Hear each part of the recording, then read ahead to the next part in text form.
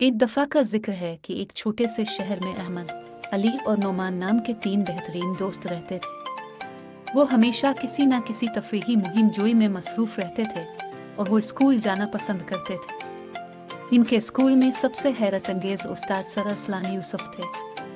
वो अपनी मेहरबानी, इल्म और चीज़ों को समझाने के बेहतरीन अंदाज के लिए जाने जाते थे। तलबा इनसे प्यार करते थे। एक सुबह तीनों दोस्त हंसते हंसते स्कूल जा रहे थे। वो सर अरसलान यूसुफ की क्लास में एक और दिलचस्प दिन के मुंतज़िर थे, लेकिन आज का दिन कुछ मुख्तलिफ होने वाला था। क्लासरूम में दाखिल होते ही उन्होंने देखा कि सर अरसलान के चेहरे पर संजीदगी थी। उन्होंने इज्जत की अहमियत पर बात शुरू की। उन्होंने क्लास को बताया कि जहाँ तफरीह करना बहुत अच्छा है, वहीं अपने असातिज़ा का एहतराम करना भी इतना ही ज़रूरी है।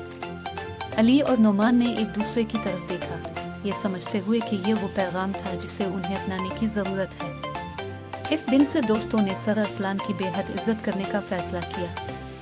वो क्लास में अलिफ़ाक्नो रहते थे, बोलने से पहले अपने हाथ उठाते थे और कभी सर की बात में मुदाखलत नहीं करते थे। उन्होंने अपने हमजमातियों की मदद भी शुरू कर दी और क्लासरूम में रोज़ाना सफाई करना शुरू कर दी। एक दिन सर अरसलान ने क्लास को रियाजी का एक मुश्किल मसला हल करने के लिए दिया।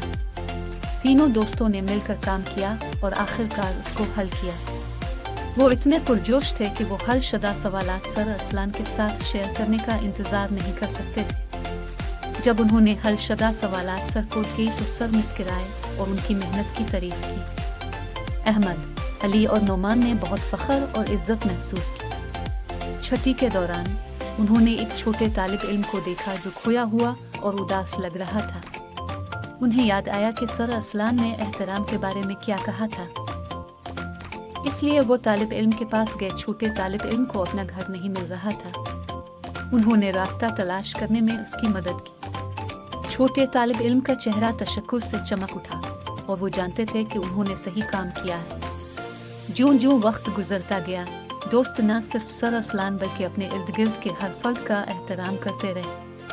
उन्होंने अपने हमजमातियों की मदद की, बड़ा करम और शुक्रिया कहा और जब कोई बोल रहा होता तो वो हमेशा सुनते थे। उनके अमाल ने दूसरों को मुतासिर किया और गौर से सुनते और बात न करती। जल्द ही पूरी क्लास एक काबिल एहतराम और दोस्ताना माहौल बनाने के लिए मिलकर काम करने लगी। सर अरसलान ने क्लासरूम में मुस्बत तब्दीली देखी। वो इस बात से मुतासिर हुए कि अहमद, अली और नोमान ने इसके पैगाम को किस तरह अपनाया था। एक दिन उसने तीनों दोस्तों को अपनी मेज़ पर बुलाया और उनके मिसाली रवैये का शुक्रिया अदा किया।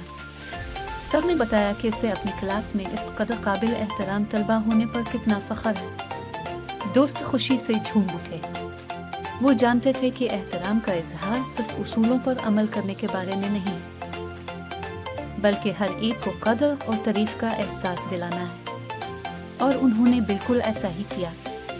पूरा स्कूल उनको इज्जत की निगाह से देखता और जल्द ही काबिल एहतराम तीनों अपने हमजमातों के लिए रोल मॉडल बन गए। और यूं अहमद, अली और नोमान ने जहां भी गए सीखने और इज्जत फैलाने का सफ़र जारी रखा।